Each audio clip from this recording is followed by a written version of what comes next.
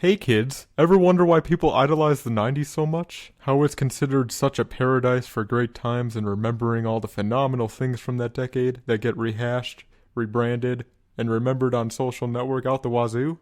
Well, I really don't, and I'm honestly tired of hearing about it. Luckily, there's this movie we'll be looking at today addressing the topic, called the Brady Bunch movie. You remember the Bradys from the 70s, on their little TV show that had a cult following? Well, they're back in action in the 90s. Yep, that is more or less the major joke in this film, is that the family has been put in modern times, which is 1995. Times have changed, there's new technology, and this film has a sad but true theme where there was a change from the 70s to the 90s in terms of society. There is a good amount of cynicism, selfishness, and crudeness throughout this little world the Bradys are placed in. And looking at the opening scene of this movie, that statement is backed up pretty well. Most of what people remember is the nice films, TV shows, toys, and games that came out, which I would agree that most of it was pretty cool for the time. But what is being said about the 90s in terms of trends and social norms? I probably have evidence that there is some development of things that definitely affected society as we know it today. But hey, we're here to talk about the movie, and what do I even know about the 90s from memory? Now, this film is a spoof of the TV show and was put on the big screen. I know some people that don't like this movie, and honestly, I could see why. There are some scenes that are not very hilarious and do go on for too long, and most of the content you see on screen derives from episodes of the TV show. Hey, you guys. Oh, my nose! Oh, let's take a look at it, honey. It's ready? Oh, my nose! I look awful. Just awful. Now I'll never be a teen model. I'll never be anything. What's the point of living? I might as well die.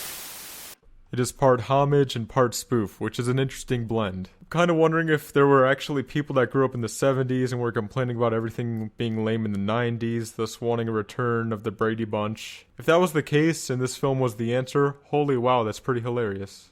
The jokes in this film range from slapstick to racy innuendos. That's actually what this movie is rated PG-13 for, racy innuendos. So that's a broad variety, and honestly, the movie doesn't perfect it. But there are some hilarious scenes that definitely made me laugh a good amount. Most of these scenes involve the character of Jan Brady, who in this film was played by Jennifer Elyse Cox. They honestly couldn't have picked a better casting for this girl because she was basically carrying this whole film. I look at myself in the mirror every morning, and I say to myself, Jan, put on your glasses. But then I say, you look like a super creep, take them off. It's like my head tells me to do different things, and I get very confused. Inner voices? Good, that's good. Let's explore that. What does she mean, inner voices? I don't think that's any of her business. But it's her job to ask questions. You are so dumb. I don't have inner voices. Middle child, don't you mean Marsha Brady's little sister? Wait a minute, she's just trying to help. Help? Wake up. She's just looking for an excuse to bring up Marsha. Marsha, Marsha, Marsha. Yes, I'm in the middle. Jan Brady is the middle child of the Brady Bunch, and there's a famous episode that represents the feeling when the middle child feels that they get no attention and are in the older child's shadow. When she chants, Marsha, Marsha, Marsha. Also, Peter was hilarious being portrayed as going through puberty and his voice cracking a lot. So I guess you could say the middle child was represented great in this film and gets a good amount of screen time. Another character I liked was the side character Noreen, played by Alana Ubach. Sorry if I butchered her name, but you're probably not watching this. If you are, I'm sorry. Who is Marsha Brady's best friend that likes her more than a friend. Huh? He's so dreamy, isn't he? Yeah, I guess. If you like that sort of thing. So, can I carry your books to class? Sure, Noreen. After all, you are my best friend. Also, there's this one innuendo that's pretty hilarious for dirty minds.